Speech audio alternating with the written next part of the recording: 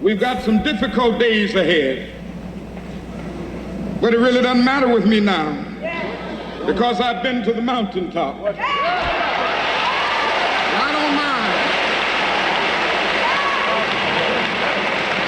Like anybody, I would like to live a long life. Longevity has its place.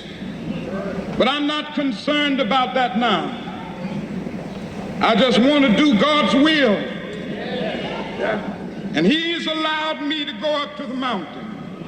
And I've looked over and I've seen the promised land. I may not get there with you, but I want you to know tonight that we as a people will get to the promised land.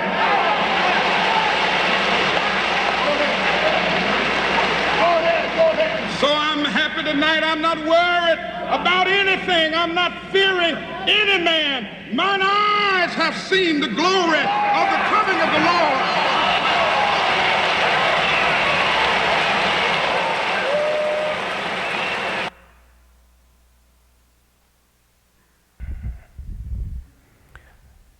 It's one of the most powerful clips of my life's journey. And there's so much wrapped up. And of course, the speech was much longer. It's just a little over a minute. And yet, so much of who we are as the people of God is wrapped up in that short clip. So often, I've wondered to myself when I've thought about that, and I've seen that clip, and all of us have seen it so many times, realizing that that speech was given, that sermon was given the day before he died. I often wonder, what did he know? And when did he know it?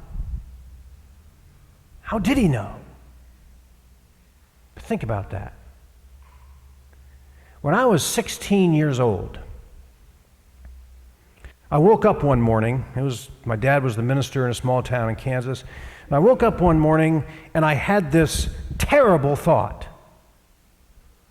And the terrible thought was my Uncle Nicky, my favorite uncle, who lived in Southern California. And we had just seen them a few months earlier. The terrible thought was that my Uncle Nicky was going to die. And as an adolescent, and you know, adolescents get all kinds of weird thoughts popping into their brain, I just dismissed it immediately. I thought it was a terrible thing to think. I thought it was terribly morbid. I didn't want to think about it. I dropped it. The next day, my dad got a call from my aunt. My Uncle Nicky died suddenly of a heart attack that day. Now, I'll tell you what goes through the mind of an adolescent at that moment. The first thing you feel is terrible guilt. Oh, if I'd have said something. If I'd have said something. And then, of course, the other thing I'm thinking about is, how did I get that thought? Did I know that? Was it just a coincidence? How do things like that happen? Later, I would talk that over with my dad. And I remember my dad pretty much took it from a rational point of view. He wanted to comfort me, to make sure he knew that there was nothing that was my fault. And secondly, I think we finally came to the conclusion that, you know, we don't know where our thoughts come from, but that was, you know, I think I left it thinking it was a really weird coincidence. Except my dad said one thing before we left it. And he said, and if you ever have any thoughts about anybody in the family like that, you tell me right away. So, you know, even though my dad was being very rational about it, he was still he just, you know, that outside chance that maybe there's something going on here we don't understand. And we've all kind of heard about or had experiences, something like that. It's like we know something, but it's not possible we could have known it. And yet, when we look back over our shoulder, we knew it. Now, when Martin Luther King gave that speech, of course, he was being a good biblical theologian, and of course a wonderful exhorter of God's word. But the reality is that what King was addressing as the leader of a movement at that time in American history, he was taking it right out of a biblical example. And let me show you what that example was. The Lord addressed Moses, "Ascend this mountain and view the land of Canaan. You shall die there on the mountain that you ascend, and shall be gathered to your kin." Deuteronomy 32. That's the passage that Martin Luther King was referencing when he gave that sermon. He was telling about, he was putting himself in Moses' place on the mountaintop, and I've seen the promised land. But of course, God didn't let Moses go into the promised land. And King, in kind of personifying that story, said, "I may not get there with you." So there's a powerful sense in which he's operating out of a biblical context. And yet, when you watch that clip, there's something very personal about this. There's stuff going on inside his mind and his heart. He's personifying that biblical image as good African American preaching always does. But it's going another step. You kind of wonder, does he know something? And then, of course, what happens the next day really makes you stop and wonder, what do we know and when do we know it as human beings? Can you know and then still really not know? How did those Galileans, those fishermen and others, how did they know this was the guy? There were a lot of sectarians in those days, a lot of Jewish sects with a lot of cult-like leaders calling people, a lot of doomsday people crying out that the end of the world was coming. And they didn't know justice because the Roman Empire wouldn't give them justice. And so the next thing you do is you start thinking about the life beyond this one because this isn't working. And there were a lot of doomsdayers. There were a lot of cult leaders calling upon people to follow them and follow their way of thinking. So the question is, how did these guys know that this Jesus was truly the one? And we all know it's beyond rationality. There's something else going on deep inside in the spirit. There's a knowing that's not up here. There's a knowing that involves the entirety of our being, thinking and feeling simultaneously. Scholars have tried to explain this passage away, knowing that people who read it would wonder, how did they know? And some scholars have tried to explain it by saying, well, Jesus was around. I mean, he talked, he spoke in different places, and it was around Galilee, so surely these Galileans would know who this guy was, and it wasn't the first time they encountered him. But the Gospels don't want you to think that. Basically, what they want you to think is, here's some fishermen, and they absolutely dropped everything the minute Jesus arrived on the scene because they knew who it was. The sons of Zebedee left the old man in the boat, and they left. And so the gospel writers, both Gospels, want you to feel like, no, this was a sudden thing. This grabbed them, and this took them, and they went. But of course, there's one rational moment here, and I really like it. It's Nathanael, when Philip comes and says, we found the guy. And Nathanael goes, can anything good come out of Nazareth? That's like people in Tallahassee saying, anything good come out of Gainesville? Or if you're a Gator, anything good come out of Tallahassee? I mean, we know how that works. Anything good come from that other place? And that's what Nathanael was saying. And Nathanael, I mean, some of his doubting was there. Some of his skepticism, his cynicism was alive and well as he responded to Philip saying, we found the guy. And then Jesus came to Nathanael and told him who he was. And Nathanael was shocked. And this most certainly is a scene where this guy never saw him before. And he says, how can you know me? And Jesus basically responded by saying, "I knew you when I saw you." There's a Quaker spiritualist and educator by the name of Parker Palmer. And he made a statement about knowing in the faith that I want to put up for us to take a look at for a minute. To those who wish to know the truth, Jesus did not offer propositions to be tested by logic or data to be tested in the laboratory. He offered himself and his life. Those who sought truth were invited into relationship with him, and through him the whole community of the human and non-human world. As you know, one of the most deceptive things that goes on in American media today is we got famous people and celebrities, and so what happens is their PR people always try to make you think that this is the type of person that famous person or celebrity is. And then, of course, there's a whole backlash gossip media that wants to prove to you that person's not what they're trying to portray themselves to be, and it goes back and forth and back and forth, and we watch that in the news and on the celebrity shows all the time. And how do you know who a person really is given the persona that's put up in front of the media? And the fact of the matter is, we've learned only too well, and at times only too painfully, that what people project themselves, what famous people project themselves to be and what they actually are may well not be the same thing. And what we ultimately have to decide about those folks, if we're smart, is that we do not have a clue who our favorite celebrities are. Deep down, as human beings, as persons, we simply do not know unless we know them personally. It takes relationship to know these things.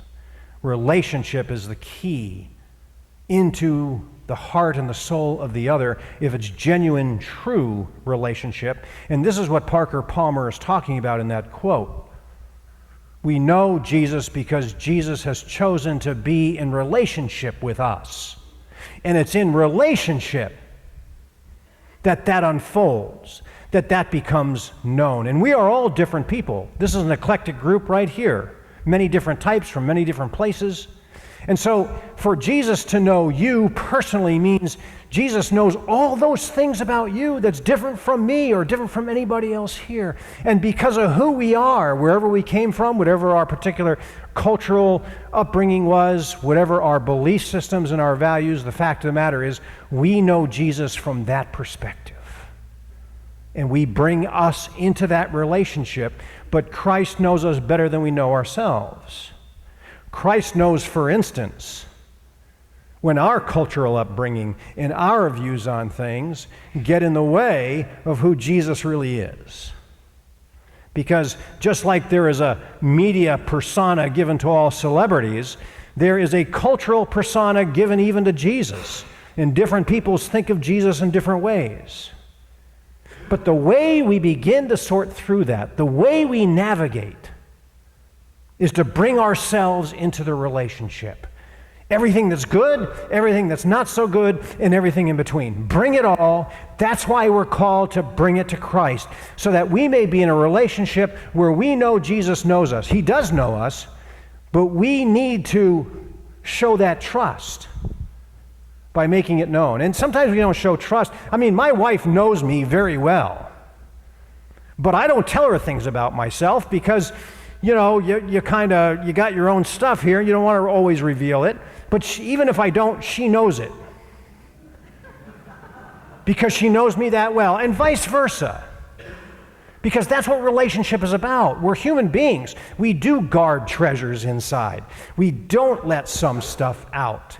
But if we are courageous enough to be in a close relationship, that other person's going to know stuff that you didn't even know you told that person. You didn't even tell them that person just knows you by virtue of the relationship.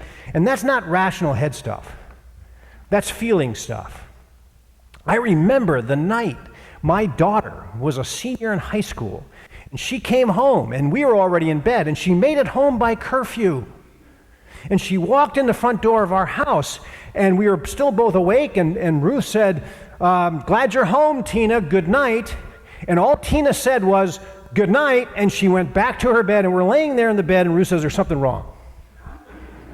And I said, what? She said, there's something wrong. I can tell. I said, what do you mean? What do you mean? I heard the same thing you did. I mean, she sounds fine. No, there's something wrong. I said, Ruth, I do not understand what you're talking about. I'm getting up. I'm going to go find out.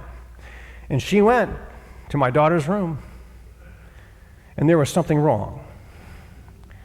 And I won't go into detail about that. There is one person who knows us deep down like that. Only one. Even the people we love the dearest on this earth don't know us that well, and that's our Creator. And Jesus, being one with the Creator, knew every disciple he called that day better than they knew themselves. And by being known like that, they were amazed, and they were inspired, and they were challenged. They had courage because they were known by the one who loved them more than anyone can love. And this was not a manipulated known kind of thing. This was a known to the depths of your being. And Jesus said, "Follow me." And they knew this was no charlatan. This was no sectarian cult leader. This was the one who knows us all. And they responded. They knew. They didn't know, but they knew. But it's important to remember that part of that knowing is responding the way we're called. When Jesus said to the disciples, "Follow me," what they also knew, they had to know, was part of that question was, can you step up? Can you follow? Are you willing to meet that challenge? Are you willing to trust me to the extent that you'll go the distance? And Jesus knew they all wouldn't go the distance, but still, he called them. You know, it's one thing to be known and called by Christ. It's another thing to be able to respond to that question, can you step up? I know you can, but do you know in yourself that you can? And that's a faith question, folks. That's an important faith question that every one of us have to ask in this life. We will go forward based on that. And that's a high level of trust.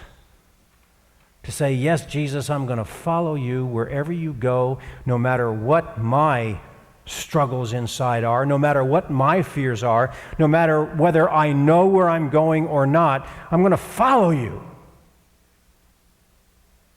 Because the knowing is not all rational. The knowing's in here. It's defined by relationship. You know, when you have a relationship, and you base something on a relationship, and someone responds to you and you're in relationship to them because of the sincerity of the thing, and you know that that person will never lead you the wrong way, remember that in a human relationship, we're still human. That person whose sincerity you know deeply, that causes you to be in relationship, that there's always a possibility, even though that person is telling you something or taking you somewhere, that person could be wrong, you know. They're just human. And you may follow them because of the sincerity of your relationship. You follow them, you take their word for it, and you go with them anyway, even though they turn out they're dead wrong. But you go there because of the relationship, because it's not the judgment you're trusting, it's the relationship, the sincerity of the relationship that you're trusting. Now, that might mean that you're both wrong. But we're wrong all the time, aren't we, in this life? The key is, are you sincere about being in the relationship? Which means if you're wrong, you're going to have to pay the consequences of that, but you're going to do it together because the relationship is sincere. No crime in being dead wrong, thinking we're right. But if we are, the relationship we're in is even more valuable than it was before, because we have to walk that journey. Jesus loves us even though we're dead wrong most of the time. And Jesus has walked the journey sincerely and genuinely because he knows us and he loves us. The disciples might have asked, in the middle of it all, did I sign on for this? MLK, in some way in that clip, I hear him saying, did I sign on for this? Longevity has its place, he says. I'd like to live a long life. That's his way of saying, did I sign on for this? The answer is yes.